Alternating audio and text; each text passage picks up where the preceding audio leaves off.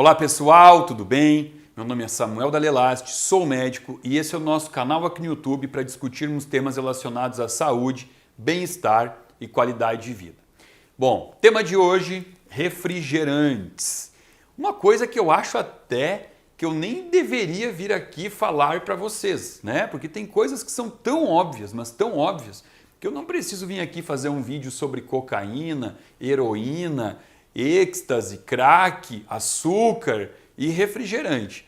Porém, é óbvio, mas muitas pessoas ainda consomem essa bebida e inclusive são dependentes químicas de refrigerantes. Então hoje a ideia do vídeo é trazer um pouquinho sobre a composição dessa bebida, dessas bebidas, né? Não existe um único tipo de refrigerante. Eu não vou adentrar em nenhum tipo específico, vamos falar de um modo geral, mas entender a composição dessa bebida que infelizmente ainda está na mesa de muitos brasileiros, muitas pessoas do mundo todo. E para começar falando aqui de refrigerantes, eu tenho que começar colocando aqui então o famoso Caramelo 4, que é o corante usado na maioria dessas bebidas. E o Caramelo 4, ele é uma junção, ele é fruto de uma reação química, que é uma reação chamada reação, vamos escrever aqui, que isso aqui é importante, ó, reação de Maillard, assim que escreve, Maillard, que é uma reação de um monossacarídeo mais nitrogênio.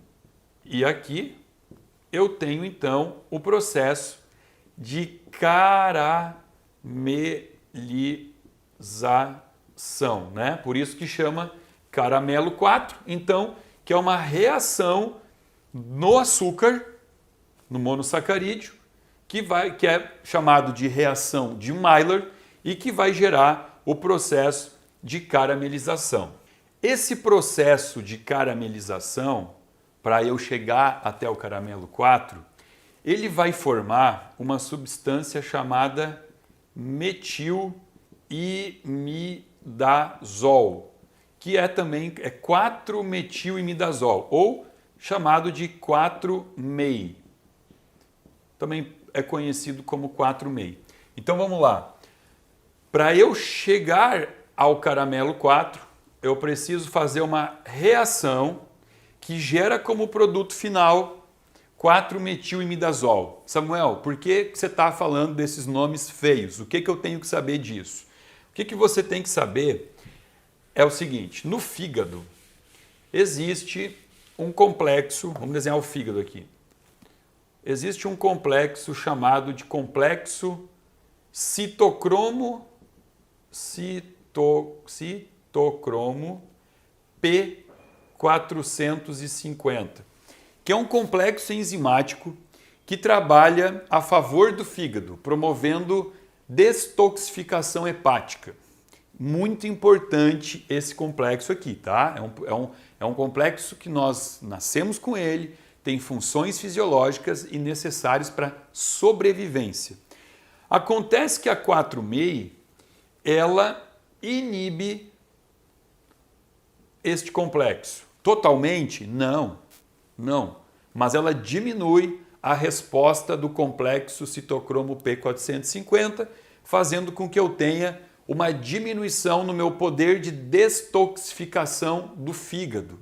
E com isso, eu aumento muito a probabilidade de diversas doenças. Inclusive, está muito associado também com a questão da esteatose hepática, que eu já tenho vídeo aqui, né? Esteatose hepática, bota aqui, Fernando, para nós. Ó, quem não entende o que é isso, legal ver esse vídeo, que é a gordura no fígado, tá? Quando a gente fala sobre refrigerantes e o que existe dentro dos refrigerantes, também é interessante buscar estudos, né? O que os estudos trazem em relação a isso. E tem pouco estudo na espécie humana, tá? O que mais tem é estudo sobre a tartazina, que também está em alguns refrigerantes, tartrazina, que tem estudo em crianças. Agora, o que a gente percebe em relação a estudos que mostram o caramelo 4, né, principalmente aqui a 4,5, em animais? Nós percebemos que existe um aumento de alguns tipos de câncer, como, por exemplo, câncer de pulmão,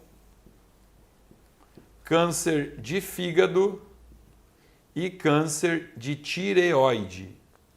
Então, olha aqui, ó, só pelo primeiro componente que nós botamos aqui, que é o caramelo 4, eu já falei sobre questões de acometimento hepático, aumento de esteatose hepática e também em estudos em animais, não tem estudo em humano ainda provando isso, mas obviamente existe essa associação que pode ser feita, pode ser pelo menos levantada essa possibilidade de 3 tipos de câncer que estão relacionados ao caramelo 4.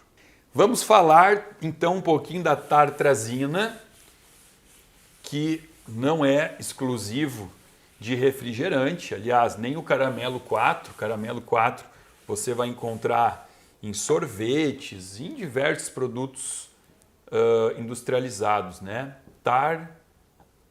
Tartrazina, que é esse que eu comentei que existem estudos em crianças. O que isso aqui mostra? Primeiro, mostra que existe impacto de forma a intoxicar, né? Intoxicação do sistema nervoso central, insônia e hiperatividade. Esses estudos que mostraram isso foram estudos feitos em crianças. Aí você tem um filho que tem dificuldade para dormir, que tem dificuldade de foco, e você não dá para ele esse tipo de bebida. Se conter tartrazina, você está aí piorando, agudizando esse sintoma do seu filho. Além disso, não é raro que a tartrazina ela seja reconhecida pelo nosso corpo como sendo um corpo estranho. E aí vai desencadear uma resposta alérgica inflamatória, tá? Hoje eu tenho alguns pais que consultam aqui comigo que têm filhos que têm alergia à tartrazina. O que eu acho uma maravilha, né? Porque essas crianças não vão poder comer esses salgadinhos, tudo que carrega, né? Balinha de goma, balas em geral, muito chiclete, tem isso. Então a criança que tem alergia a isso, na verdade, eu não vejo como algo ruim, eu vejo como algo positivo, porque ela não vai poder ter contato com esse tipo de substância, porque ela desencadeia na pele uma resposta alérgica inflamatória, porque o corpo às vezes pode enxergar a tartrazina como um corpo estranho. Existe um outro aditivo aqui que a gente não pode deixar de falar, que é o sódio. Porque o sódio ele tem um papel muito, mas muito importante aqui nessas bebidas, porque ele vai representar, talvez, a substância que tem o maior impacto em realçar o sabor, em aguçar as papilas gustativas e mandar a informação para o córtex gustativo. Então aqui, o sabor dos refrigerantes é muito baseado pela quantidade de sódio. E o sódio é o que vai fazer com que ao beber uma garrafinha desse refrigerante, você sinta muito mais sede.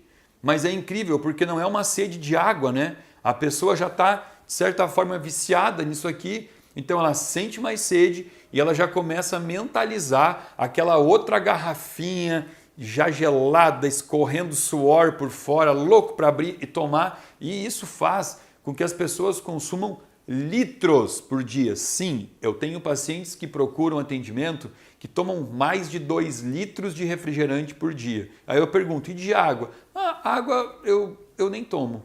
Eu tomo chá, eu tomo chimarrão, eu tomo café. Isso conta como água, doutor? Tem pessoas que não tomam água, que trocam o refrigerante, a água por refrigerante. Então aqui, sabor e sede. Então aqui está a função do sódio. Se você tirar o sódio, e já foi feito essas pesquisas de paladar, se você tirar o sódio dessas bebidas, ela se torna uma bebida que as pessoas tomam e não gostam, não querem continuar tomando, inclusive não passam nem do primeiro copo, fica com gosto ruim. Então aqui é importante ter sódio para fazer com que você fique cada vez mais viciado nesse tipo de bebida. E vamos falar agora então do conservante da maioria dessas bebidas e da maioria dos produtos industrializados que você consome, que é o ácido fosfórico. Ácido fosfórico, que é o H3PO4. O ácido fosfórico, apesar de ser um ácido fraco, ele é o responsável pelaquela sensação que você tem quando você senta para comer um banquete, come demais e alguns alimentos, dependendo do pH do alimento também, da substância que você está comendo, você sente os dentes, passa a língua assim, você sente que o dente está meio áspero, né? Ficou com um resíduo no dente. Aí você toma um copo de refrigerante e depois que você toma esse copo, passa a língua nos dentes e você sente que ficou lisinho, lustrinho, limpinho, né? Inclusive, diversos vídeos já mostram que algumas bebidas que contêm a maior quantidade de ácido fosfórico, alguns refrigerantes, eles também são ótimos para limpar vaso sanitário. Aquele vaso que ficou com a água parada lá há muito tempo, aquela casa na praia que você tem, que não foi nos últimos 6 meses, você chega lá, tá aquele vaso sanitário encardido, você bota ali um pouco de refrigerante, escova, o ácido fosfórico ajuda a fazer essa limpeza, né? Ah, então isso é muito bom, Samuel. Nossa, faz bem para os dentes. De forma alguma, isso é ácido, né? E vamos entender o que acontece com esse conservante, que isso aqui é um conservante, quando ele chega no estômago. Aqui eu tenho o estômago. E aí aqui, ó, entrou ácido fosfórico aqui. Como ele é um ácido, aqui no estômago ele vai sofrer uma desprotonação. Ele vai perder um próton, né? Vamos botar aqui dentro, ó, H3PO4 vai perder um próton, tá? Um H+. Todo ácido, quando perde um próton, ele vai deixar de ser íco e vai virar ato. Então aqui ele vai virar o quê? Fosfato.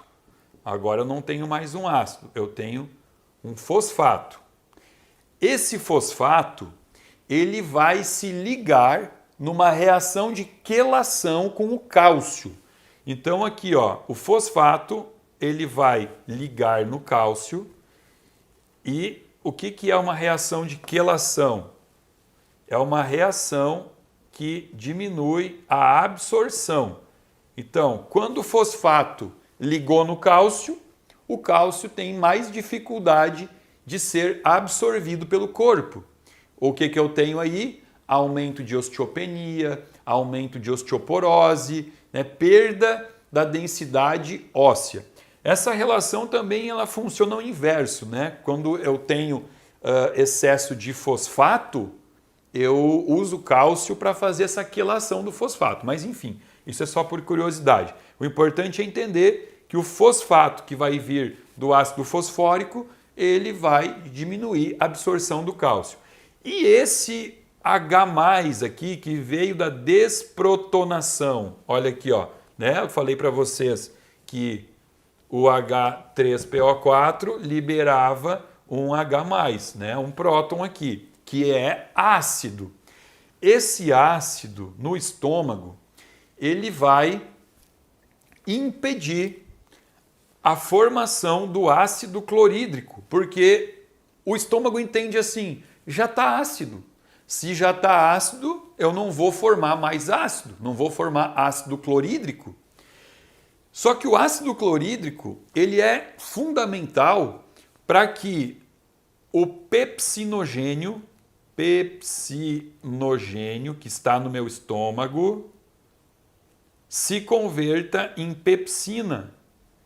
pepsina é uma das enzimas digestivas mais importantes do processo digestório. Aliás, não sei se é a mais importante, todas são, ela é fundamental. Só que para eu transformar pepsinogênio em pepsina, eu preciso obrigatoriamente do HCl, que é o ácido clorídrico, e ele vai ser inibido porque eu tenho excesso desses prótons no estômago que vieram do ácido fosfórico. Então olha como prejudica a reação de digestão.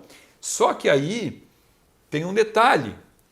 Essa válvula aqui, ó, esta válvula que separa o estômago do duodeno, que é chamada de anel pilórico, esse anel pilórico está fechado.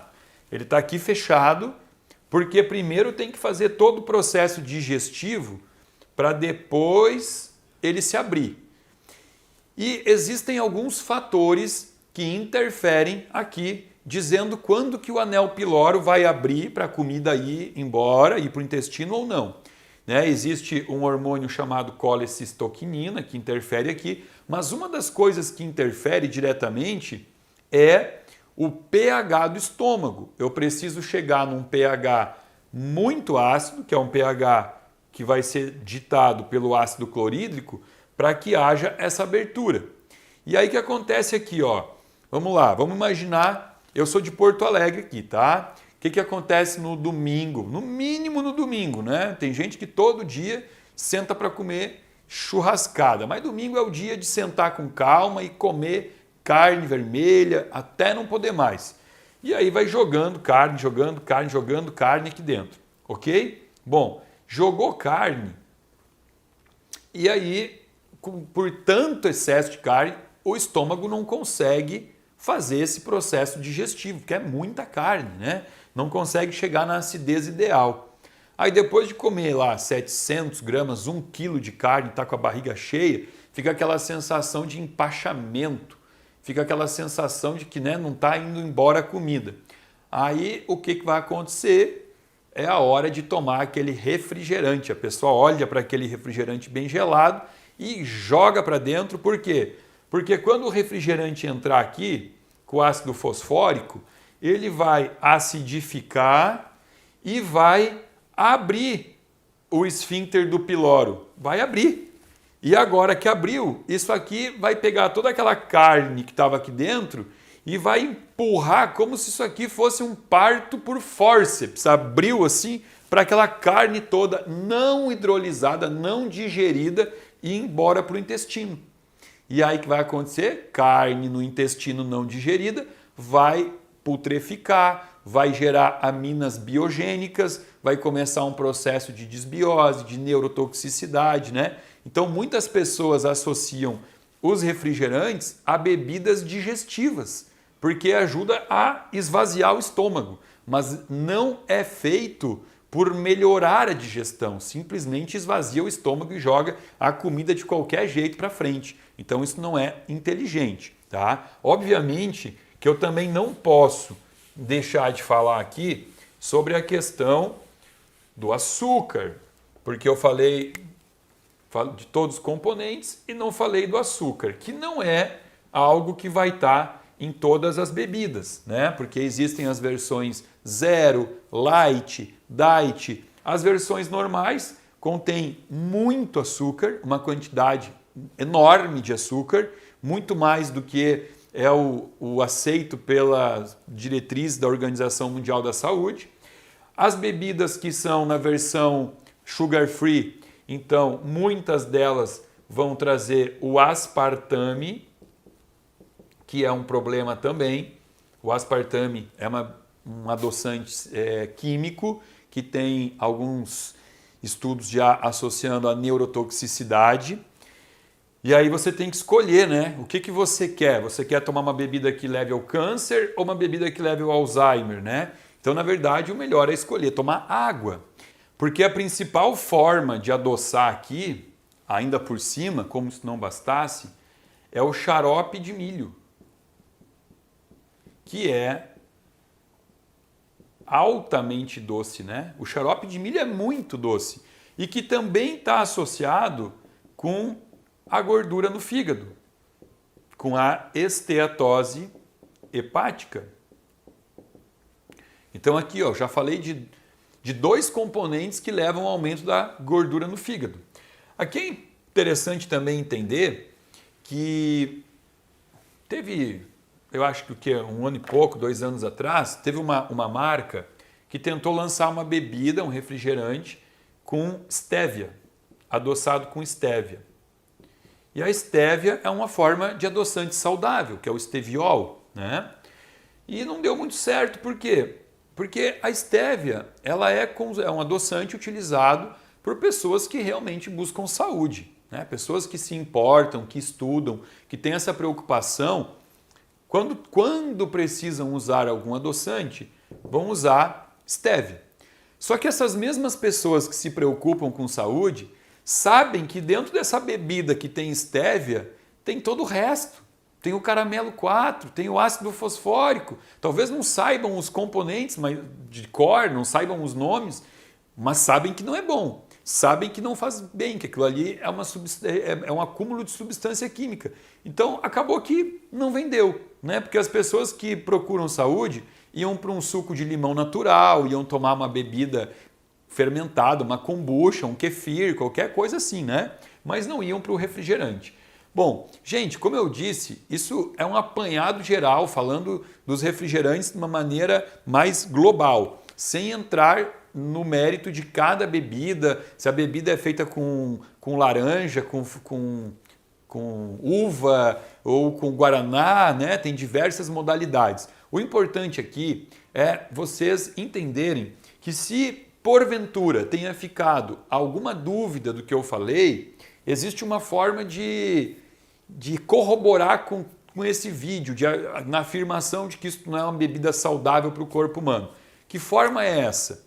Hoje você vai na floricultura e você compra lá 2 vasinhos com uma planta qualquer planta que seja viva, né? Não adianta comprar de plástico.